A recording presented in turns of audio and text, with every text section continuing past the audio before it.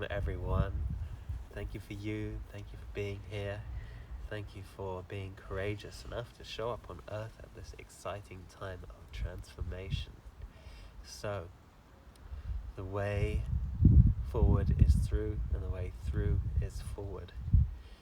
And for us to come into more communion, wholeness, oneness, and unity with all aspects of ourselves, all our relations which are part of ourselves and of which we are a part of. In the mineral kingdom, the plant kingdom, the animal kingdom, and the human kingdom, because it is all part of one mega kingdom or queendom, which is the earthling. So right now, Mother Earth and the universe, connected to the universe, is speaking to us through the plants as he, she, it always is. Right now, we have our friends, the dandelions, growing. I've already seen some puffed up, blowing them, making wishes, being playful. Nature is always being playful. Now, these dandelions are growing everywhere. You see them everywhere. It's time to make friends with them. Mother Earth is growing them because these are the perfect foods for purification, for cleansing. Spring is the perfect time for cleansing, for purification, for cleaning out the clutter. Spring cleaning.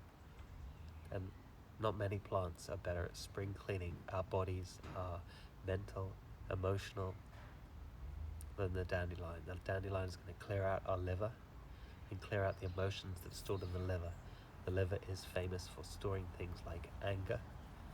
And let's all own that we can all have the button of anger pushed at some time. Some of us might default more to anxiety or depression, but at some point the energy goes through the liver, and the liver does an amazing job. In Chinese medicine, the liver is known as the general, and the heart is known as the emperor. And all parts of the kingdom are important. So we've got to remember that we are sovereign, that we are each the rulers.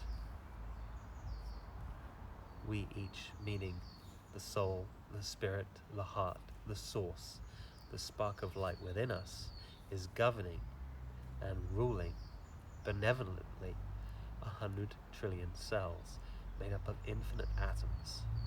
So these 100 trillion cells, out of those 60 to 100 trillion cells, 90% of the cells existing in this body suit that we wear, this living spaceship, are independent single-celled organisms that we are in community with, that we are in union with, and they are here obeying the commands of the Emperor, the divine spark within the heart, the infinite point and the infinite source.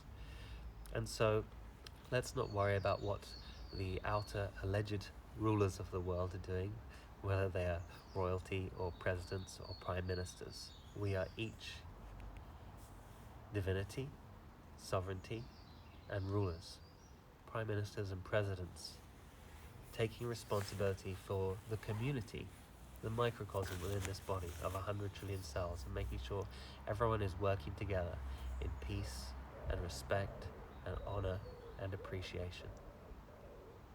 And this is our friend. This is a part of the human body on the outside of the earthling body, and we are meant to be in unity with this friend, with this ally that is growing here with us. So let's remember the beautiful quote by Ralph Waldo Emerson. A weed is a plant whose virtues are yet to be discovered. And it is truly true that anything that is known as a weed is really a great and powerful ally. The reason these dandelions have succeeded and thrived despite all the odds of being sprayed with all kinds of toxic chemicals, of being plucked up, burned, gardened, you name it. People try to destroy these little guys all the time. And why do they survive? Because they have great wild life force, massive genetic integrity. These are very powerful little beings. They adapt to whatever we throw at them, and it's up to us to be able to adapt at whatever comes at us through life. These survive through the sun, through droughts, through rain, through storms, through frost, through all kinds of assaults from the extremes. And they live on and they flourish in gardens, in meadows, in your garden, at the edges of forests, you name it. It is really time right now to make friends with this beautiful plant. And not only does it have this amazing life force, but it has this life force because it knows how to work with its allies in the soil, in the insect kingdom. It grows powerfully and strong. And when we commune with this plant, firstly, making friends with it, speaking to it, as mad as that may sound, asking permission to pick it, giving thanks for it every time we pick it, tasting it, making different recipes out of it. So it's a very bitter leaf. Bitter foods have a correlation very much with the liver, and dandelion regenerates the liver. And all of us can do with assistance in regenerating our liver, because our liver works tirelessly for us, and all the cells and all the single-celled organisms in the liver constantly processing the generations of adulterated foods and toxins that we have to take responsibility for putting into our external environment and our internal environment. So it's a very bitter leaf. So we start at the pace that we're happy with. First we might have a little nibble of a little piece of leaf and we'll be like, whoa, it's bitter. We can dry them, we can buy them dried. To make them tastier, if it's something that's a bit foreign to us, this would go great in a salad. This would go great in a very simple smoothie with a fruit. A very sweet fruit would balance out the bitter, and bitter and sweet go very well together, which is why there's the saying bitter and sweet. So one of the simplest recipes could be, and we'll show this to you when we're not in the garden, you could do this same recipe in salad form, or you could do it as a blended thing, or even as a sweet thing, or as a soup, would be to mix these with lemon. The sour of the lemon is a counterpart and a balance to the bitter also. So kind of the bitterer something is, the more sour balances the bitter, and they almost neutralize each other. And vice versa, the same is true when something is very, very sour. If you put something bitter with it, it will neutralize the flavors a lot. They'll balance each other and make themselves a lot more palatable. So it's always a good idea to work with sours and bitters. And of course, some of the most common sours that we are used to, even though they don't grow in this country, the amazing fruit family of citrus, the lemons and the limes. If we want something a bit more local, that could be apples, sour apples, because there's plenty of sour apples around. It could be the sour berries that grow in this country, such as sea buckthorn, such as rosehip, such as bilberry, as it's known in England, otherwise known as the wild blueberry. If you really wanted to use a vinegar, which wouldn't be my top recommendation, it would have to be apple cider vinegar, living, organic apple cider vinegar that hasn't been pasteurized. It's a lot more alkaline than any other vinegar, which is way too acidic for the human body. But whenever you can do it, a fresh, living fruit is going to be so much better for us, like a lemon or some sorrel. There's many types of sorrel that grow around this country. I've seen sorrel growing on all little patches of ground. There's agriculturally grown sorrel, much bigger leaf, and then there's hedge sorrel, which is a much smaller version. Of course, grows around hedges, that's why it's called hedge sorrel. Very sour leaf. Grows great with the dandelion. And then there is wood sorrel, which is a tiny, dainty, delicate little leaf, but extremely tangy, and of course grows in woods. So, simple recipe would be balancing this with something sour. Lemon is probably the most common thing to us to start with, otherwise you can use those other things suggested, anything sour, preferably fresh, fruity, or leaves. And some dates or some apples, some sweet apples, some sweetness to balance it. So just those three ingredients, and getting the ratios according to what works for you. Listen to your body, listen to your taste buds. If you're not used to much bitter foods, you'll just start with one leaf, and you'll put enough lemon to neutralize that. There's a question. Yeah. Lily is asking what is the difference between the wild one and the bunch at the shop. I guess in the US they have them Hi, in the Lily. shops. The dandelions? Yeah. Yeah, good question. Well, wild is almost always best. We're very lucky in the United States that um, dandelion is so readily available in all the health food stores and even regular stores that aren't specifically health food stores. And that is such a welcome, great choice. We really invite all the farmers and growers and gardeners in England and industrious, enterprising people to start growing dandelion. Research dandelion growing.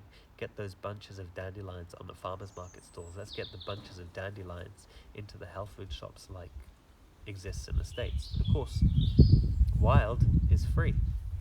And wild can grow on really great soil. Of course, you want to always look for somewhere where the soil looks really great, the area is unpolluted, and where else? You also want to wash the leaves before you use them in the freshest, wildest water you can. You don't really want to pick dandelions by the side of a road or where there's pollution. You don't really want to pick them somewhere that an animal could have peed or something. But you're going to give it a wash, and you pick somewhere where it's a little bit out of the way, further into the patch rather than the edge of a path. But you can see when a leaf looks pristine and clean. But you're going to give it a little wash anyway. Of course, you want to use a pure water rather than the fluorinated water. Hopefully that answers your question. But wow, store-bought dandelions, almost all of them. Yeah, I've only ever seen organic ones in the States. Maybe they grow on organic ones, but of course you would like the organic ones, and they are just as good. They're brilliant. There are many varieties. Some have some red in the stem and the stalk. But just start getting your dandelion on in any and every way you can. Start small, acclimatize to how bitter and powerful the energy, the spirit of this plant is. You could call it the medicine of the plant. Of course, people are a bit hesitant about using the word medicine because that's copyrighted. But start small. Make friends with this plant. Learn everything you can about this plant. Research it. It grows everywhere. It's Mother Nature's way of telling us this is an offering. This is a gift for you. Make it into a tea. Make it into a juice. Make it into a smoothie. Make it into a salad. Because it is so bitter, one way to get around that if you're in a salad rather than eating a whole big chunk of dandelion leaf would be to cut it up very fine. Otherwise, you could massage it with a dressing, a very sweet and sour dressing, just lemons and dates blended with some water. You could put some olives in there or some avocado to have a whole fresh fat rather than the excessive use of oil that a lot of us are surrounded by. A fresh living oil straight from an olive rather than olive oil, or from an avocado is great, or a little bit of tahini or a little bit of hemp seed rather than sesame oil or hemp oil. And that's going to cut the flavor and make it more digestible. But just be aware of over-consuming fats because they do slow down the system quite a bit. Sometimes we want to slow down the system if we're going through a very powerful detox. If we were just to go on to eating dandelions and apples, it might be, some of us would love it, some of us are ready for it, but for some of us, wow, we'd go into a huge, what's known, some people call it as a healing crisis. Basically your body would want to clear out any stagnant energy. And the flower, this beautiful sunny flower, one of the first flowers of the year to come out, the bees love it. So it's important not to chop the dandelions. It's important to start worshipping Mother Nature through simple things of communing with one plant at a time and learning that it's an excellent gift and an offering rather than an enemy to be chopped up or destroyed or sprayed with chemicals. We have another question? Yes. I don't cook with any oil. Which cold press oil is best to cook with? Please elaborate. Well, if you don't cook with any oil, then maybe don't ask me what oil to cook with. I would suggest not cooking with oil. I have a lot of dear friends and family who like to still cook with oil, and they would use a coconut oil or even a cacao oil, which is just Rapeseed? fat squeezed from chocolate. You could use something like rapeseed, but I would really encourage you, anywhere and everywhere possible, keep experimenting how you can cook without oil by adding in a bit of water, because even raw oils can really just slow down and clog the system, slow down your whole metabolic processes from your digestion to detoxification. So I'm really in favor of reducing and being very precise with the amount of oils that you use. very, very precise, because they are so concentrated and they are so dense in what they're, because they're a concentrated food, they're extracted from nature. Nature supplies things in their whole form. There is no oil press in nature. There are seeds, there are nuts, there are avocados, there are olives. Work with those in whole food form. If you'd like a little bit of oil on your food, if you really insist, then I would really suggest you cook without oil, and then if you want to add a tiny bit of oil on afterwards, you add a tiny bit of oil. But you're much better off pureeing or blending some fresh pitted olives into a creamy oiliness that's within the olives, or a little bit of tahini, maybe at most, or making a twist on guacamole by adding the creaminess of the avocado, or a little bit of fresh coconut. You're much better off using some fresh coconut, some coconut chips. There's a lot of fresh coconuts available in shops right now, and making a sauce with the coconut. And you just want to use enough just to soften the edge of the bitter flavors. So many recipes for these little dandelions. Almost every recipe that we've shared through the recipe book or online on the videos, where we do a lot of stuff with nettles, probably more than anything else, but all of those recipes we can substitute the nettle for dandelion. Now it is bitterer than the nettle, so you would use less until you get used to it. And of course it can go in soups, it can go great with the other greens that are available now. Now is the time of year for fresh greens. And let's remember, they are free. Free food, not just free food, free, the most vibrant, nourishing, colourful, beautiful, potent plant food. Free. Mother Earth is one gigantic, free wild food cafe. The blueprint of Mother Earth, that's designed that every other creature apart from the domesticated ones are in harmony with, realize that Mother Earth is a paradise of the most tasty, perfectly aligned with everything in the ecosystem and biodiversity in the cosmos. Each food grows at the right time to eat the right food. Spring is the time to eat tender greens. That's why they're growing right now. Just as summer is a time to eat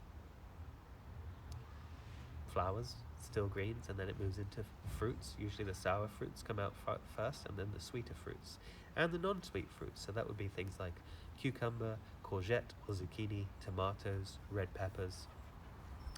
So a recipe that I made at home yesterday or the day before, which we'll do a video of soon. I used an ingredient called samphire, which goes around the coasts of the world, but you can do the same recipe with dandelion, basically a bitter green, and then made a sauce with, what did we make it with? There was some fresh tomato, there was some sun-dried tomato, an excellent ingredient to have stocked up in your pantry. Dried, sun-dried tomato rather than sun-dried tomato in oil, which is much better value, stays fresher longer, and of course without all that excessive oil. Sun-dried tomato blended or soaked with a bit of water, soaked and then blended, gives real rich umami flavor, depth, a real flavor of savoriness. And we put some olives in there, chopped up fine. We put about 3 or 4 different types of onions. You're going to see how onion works for you, but an excellent flavor addition. So yesterday was some spring onions. It's spring, so what better time to eat spring onions? The clues are right under our noses. So some spring onions, some onion powder, which I much prefer to use onion powder. It's like, it isn't technically cultured, but it's like it's been cultured. Some foods are better when they have been prepared or seasoned by nature. Two of my favorite foods that make sense to have dried would be dried mushrooms. They're great. I much prefer working with dried mushrooms. They've got a lot more intensity of flavor. It's almost like they've been cooked without cooking them when they're dried. And then of course you rehydrate them, but their flavor is so much more richer and mature. And the same with onion. Onion powder, you can add that to so many things, and it almost gives a cheesy quality. It gives a very umami quality, that savory flavorness. So there was onion powder in here. Another great ingredient I encourage you to go hunt and look for, other than fresh chives, which are brilliant. They're like a spring onion. They're a much greener, much lighter, easier to digest onion. Is dried chives. See if you can find dried chives. We know in London, our favourite health food store, Earth, in Kentish Town, they have dried chives that you can just buy loose by whatever weight you want. And wow, great flavour in those dried chives. You add that to a dish and you have to try it. Trust Mother Nature on this one. And we'll put a little bit of tahini in there. And we'll put some paprika, another amazing ingredient to play with. Of course, so many different types of paprika. There's noble paprika, there's sweet paprika, we're talking about the dried one here, of course, and there's fresh red pepper, as we call it in this country, bell pepper as it's known in the States. There is so much rich colour pigment in there. There is the wonderful skin of the pepper, and just when you look at that skin of a bell pepper, it looks like the skin of the healthiest human being.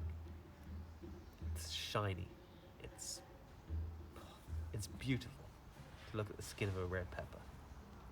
It's a work of art from Mother Nature to see just the beauty of that texture. What are the health benefits of dandelion? Well, the most important health benefits of dandelion are, well, everything that grows in a plant is called a phytonutrient. Often you'll see when people ask, what's the great nutrient quality of this plant or this fruit? They'll say it's full of phytonutrients, which basically means it's full of nutrients from plants, which it is, and it's very true. So it's full of phytonutrients.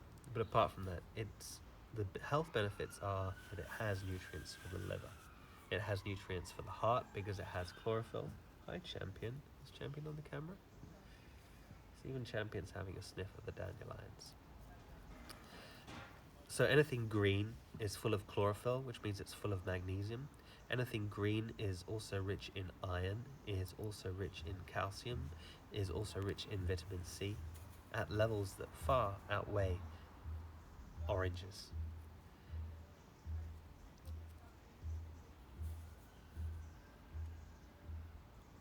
Just feel the affinity with eating freshly picked, young, tender green leaves.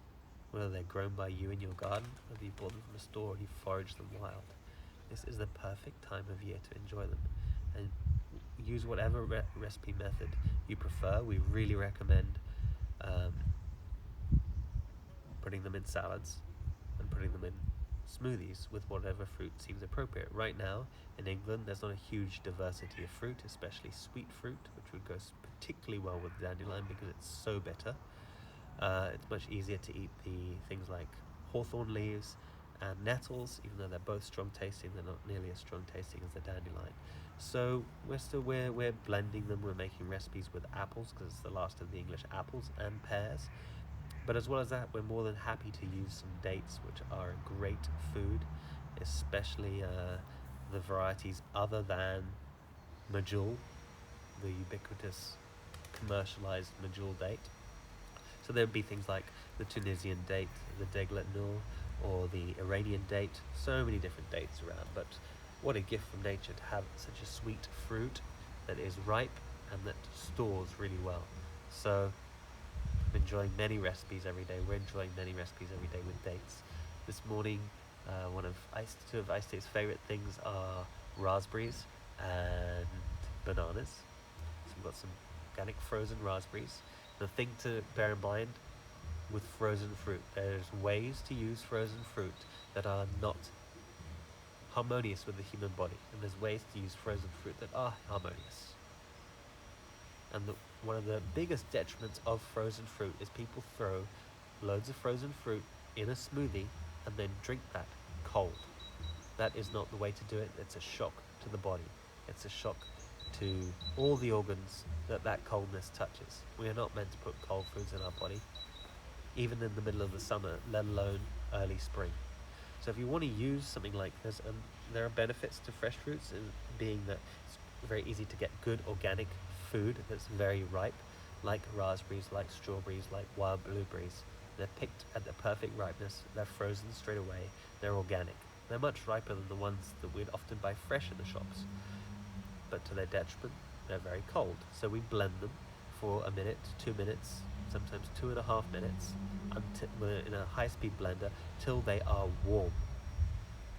And thereby we neutralize what's in their detriment, which is that they're freezing cold. Of course, you can put some warm water in there if you don't have a high-speed blender, but you do not want to drink cold smoothies, especially in the morning. Especially in the morning. It's a shock and an assault on the system. So some people say, don't ever use frozen fruit. And that is why. But if you warm your frozen fruit, then that's a great way to do it. So this morning it was, of course, raspberries are quite sour, so we blended a few hundred grams of raspberries with about 13 dates, Tunisian dates, and blended those for about 2 minutes. Give time to break down the dates. Of course, they would have broken down quicker if they were soaked in a high-speed blender like a Vitamix. And that gave it time to warm up the raspberries. Those were blended smooth, delicious, bright pink, and then added in bananas. Very ripe bananas are the best. When they started to get black spots, that's the way to eat bananas. Much easier to digest, much more delicious, and that was a very simple smoothie. And sometimes we throw some other things in there, like we've shown on recent posts, such as a champion, such as a little bit of Irish moss, various other things. There's another question, Kelly? Yeah. Lacey Jones, Hi, what Lacey do they Jones. associate, why do they associate picking dandelion with wetting the bed? Oh, okay, well, dandelions are, as well as nettles and a lot of those green things, part of their function of cleansing the system is that they are a diuretic. They help you pee, and let us remind ourselves of this fact, recently discovered fact, over and over again, till everyone on earth knows it as an obvious truth.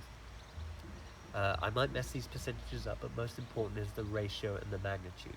And it's the reverse of what most of us have grown up thinking, which is most of the waste and detoxification and elimination in the body happens through the solid waste channel. It's actually the inverse. The least amount of detox and removal of waste happens through the solid channel. A lot more removal of waste happens through the liquid channel.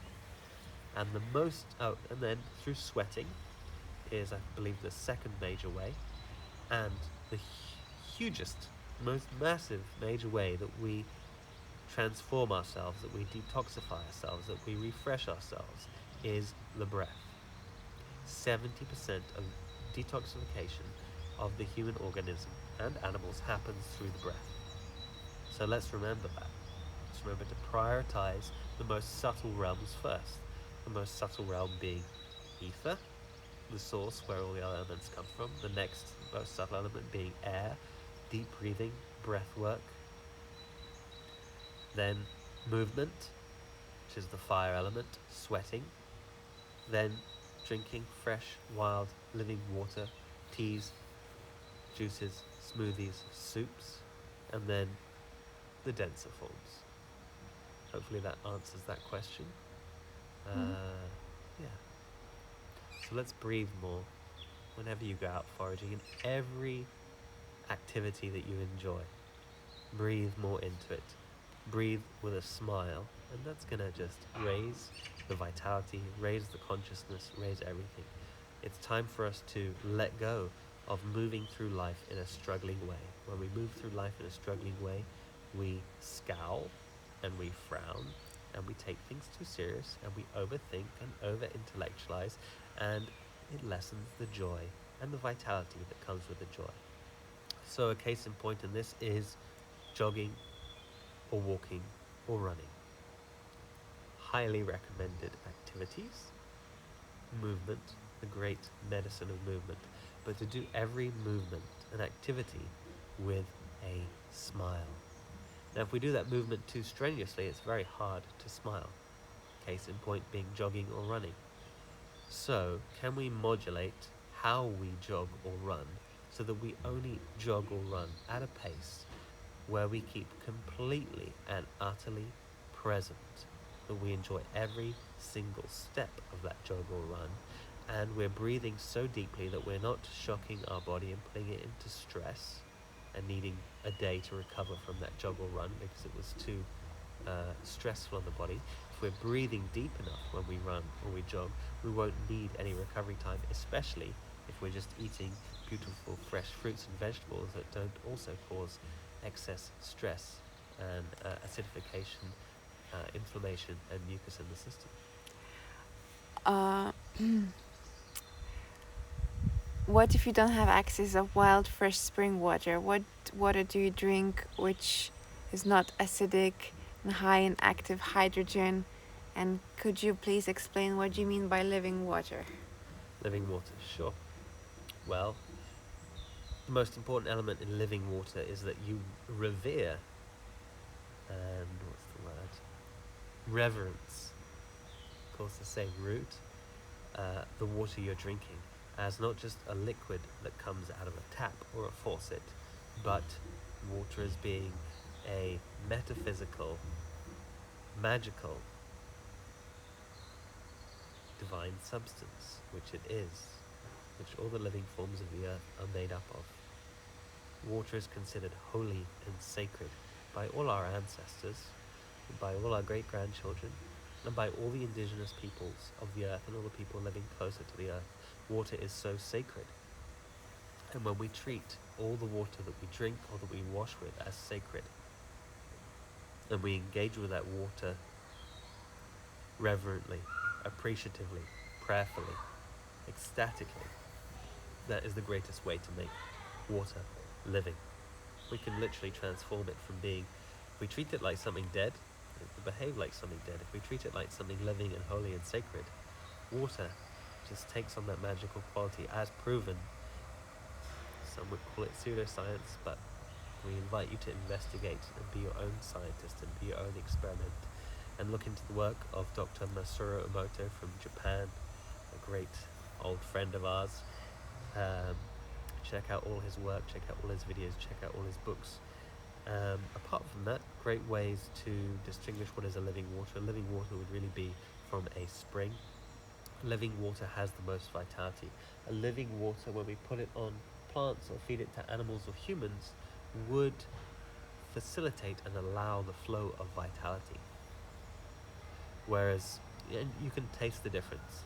I've shared this with many people over the last 20 or so years since it was introduced to me. If you give someone their fresh spring water for the first time, which a lot of us who've grown up in cities in the modern world have never had fresh spring water, so many people haven't had it, and when they have it for the first time, they are shocked. They are shocked because they thought they had drunk water their whole lifetime.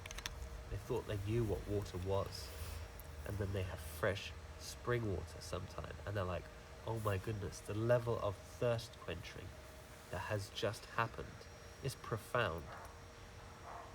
Like, what have I been drinking all this time that I've been told is water, whether it's out of a bottle or out of a tap? So we encourage everyone to do what you can, to have an experience with water. Do all the experiments that your intuition draws you towards, that the spirit of water calls you towards, so that when you drink water, it feels like a magical experience. It is deeply thirst quenching to all the cells of your body, because a fresh living water will do that, whereas a water that is less alive will feel like you can drink as much of it as you want, but it just does not quench your thirst and hydrate you on those levels. Hopefully that's enough catalyst for your further water investigations. Apart from that, you can get water delivered in those big 19-litre BPA-free Lexan or polycarbonate bottles from the water delivery places that often deliver them to offices and such, and you can just put that on top of a clay or a ceramic crock with a tap on it, which is the much better way to do it than what happens in offices when they are stuck into plastic and metal machines that are plugged into the electricity.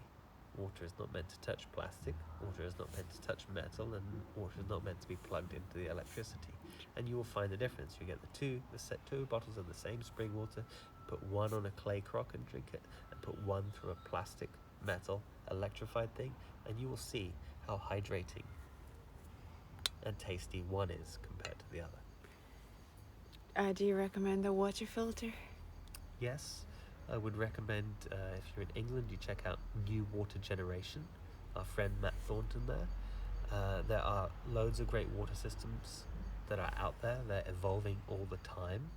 Um, we're very much in favour of water systems that mimic nature's water cycle that happens within the springs of the earth, which involve minimal electricity, mechanical moving parts, minimal plastic, minimal human interference. Water systems that mimic nature, that filter water through different layers of sand and volcanic lava and all different medium that mimic how the earth purifies water in the water cycle. Where do you get the clay crock? Where do you get the clay crock? You just simply type in. Often a lot of these companies, currently we're getting our water from Living Water, but there are so many water delivery companies in England. If you go to the website or you just type in the internet search clay crock water, you'll see one of these clay things with a tap, £20, and of course you can put all kinds of magical stuff in your clay crock. We have smoky quartz and rose quartz and a whole bunch of shungite, a great mineral, very good for anti-radiation, very good for absorbing toxicity out of water and the air and all kinds of things. We've got a little, put some precious metals in there. We've got a little thing we were given for our wedding, which is a little silver chain with a little water droplet on it. What's the name of the water filter again? The matte one? What Matt does at New Water Generation is he gathers together all the best leading edge water systems in the world, and he can tailor make a system for you, whether that you would like that a countertop system, whether you would like your whole house done, whether you would like all different options according to what your budget is. I can't remember the names of the latest systems. Some of the technology that he uses that I could encourage you to look up is Grander Water.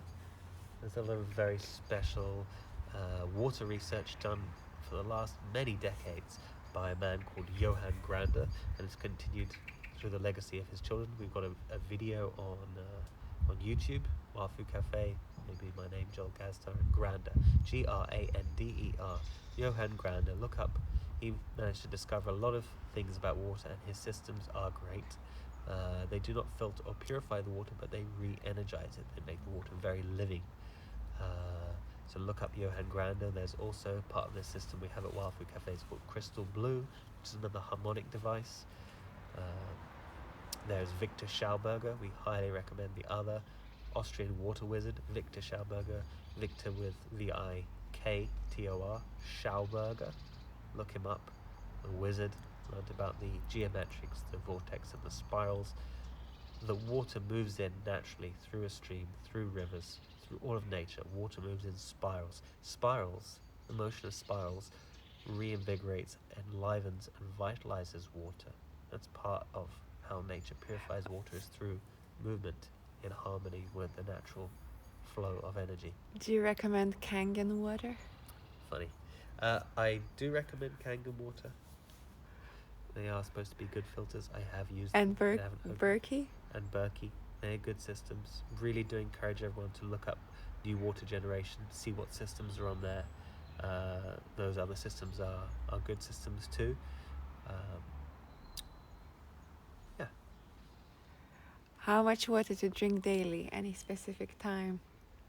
Time of day? Yeah. I'll share my personal practice, but the journey is ever evolving. So the more our body is in alignment with nature and the cosmos and is free of obstacles, blockages in the body, the less we need to drink water. It's still good to drink water, but hi, I stay. So you really have to listen to your thirst and always stay hydrated, especially in these times.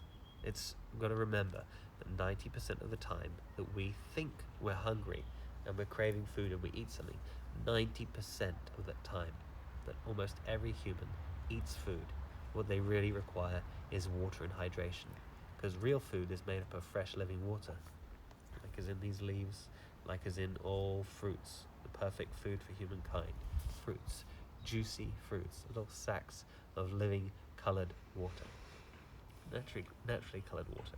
So the more fresh fruits and vegetables that we enjoy, and their juices and their smoothies and their soups, then the better. And we don't need to supplement with extra water. The more cooked food we eat, the more processed food we eat, definitely the more water we require.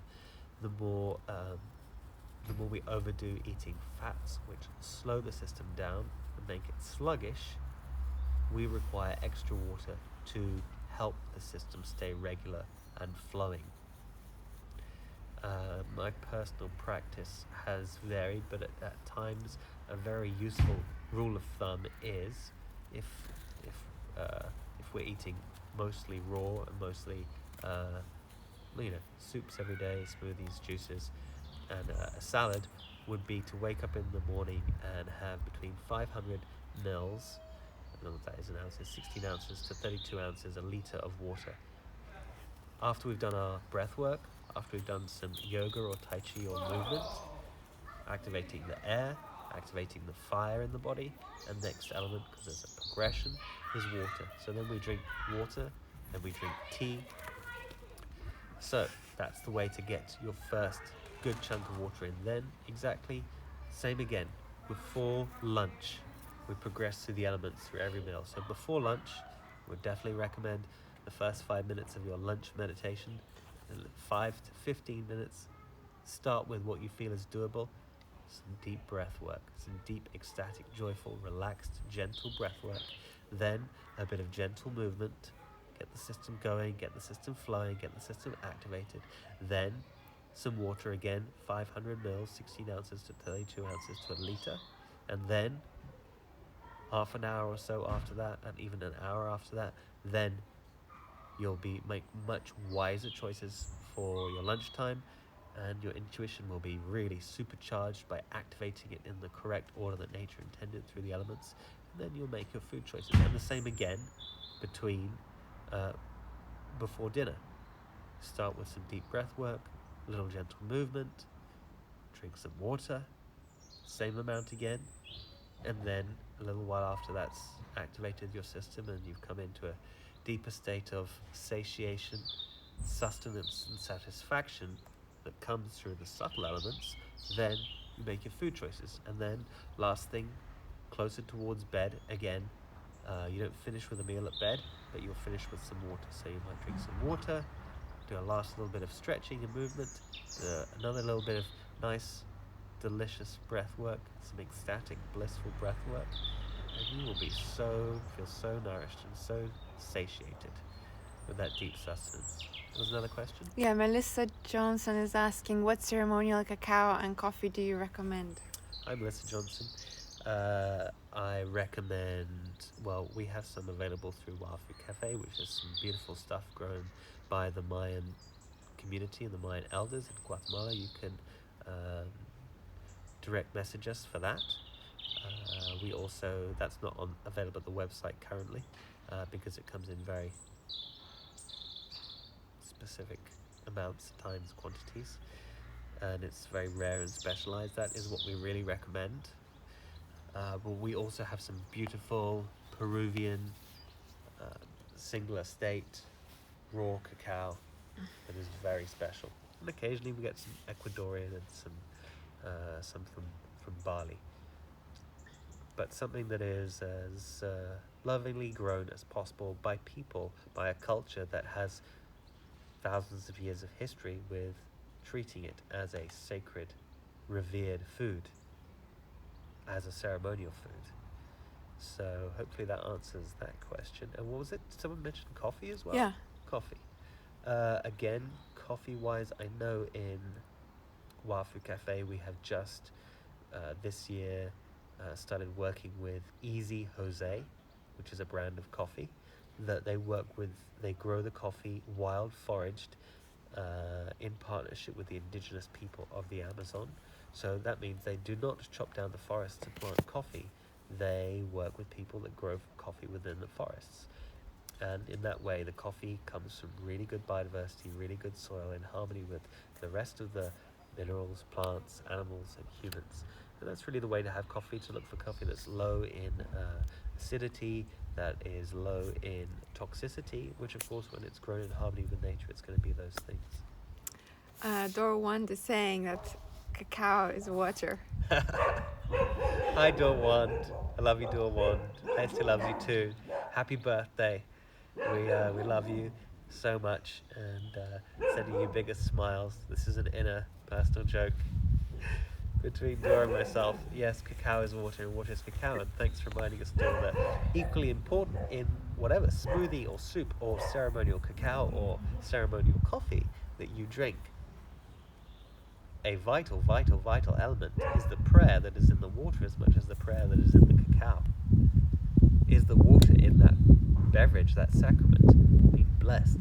Is it some nice, pure, fresh, living spring water? Some purified water? Have you sent all your love and appreciation and joy into that water? Have you appreciated that water as a divine substance that you're going to drink? Or is it just some inert, random substance that flows out of a tap that's been treated as a commercial product and mixed with all kinds of chemicals? So it all starts inside. It's an inside job. It's about consciousness. So water is cacao and cacao is water. And of course, all the plants, whether it's coffee, whether it's cacao, whether it's raspberries, all these things grow with water. They're mostly water, at least when they're fresh, not when they're dried.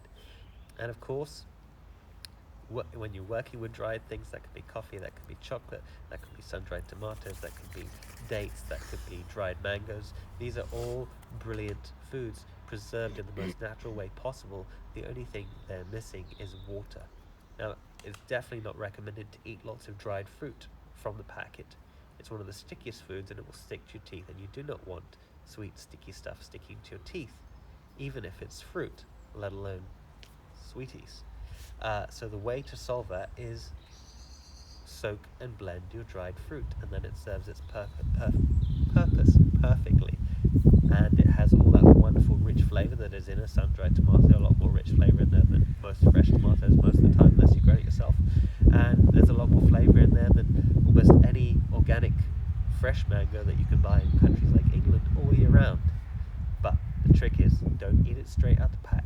It is lacking a major, major important ingredient that has helped preserve it, the elimination of which is water. So in order to make that thing edible again, you need to soak it and blend it with water. So thank you so much to everyone for joining us, sending you huge love, huge kisses, huge air hugs, sending you smiles, sending you bliss, sending you peace, sending you relaxation. Thank you for sending all your brightest blessings this way, and to all your family and community and friends. So just reminding everyone that we have opened some more of our channels of support for our community during this time, including one-to-one sessions available with either I Stay or myself, or two-to-one sessions if you want to work with us both in any kind of coaching or guidance capacity, whether it's to do with thriving, well-being, vitality, nutrition, meditation, private ceremonial activity, music work, breath work. So we're doing these mentorship sessions.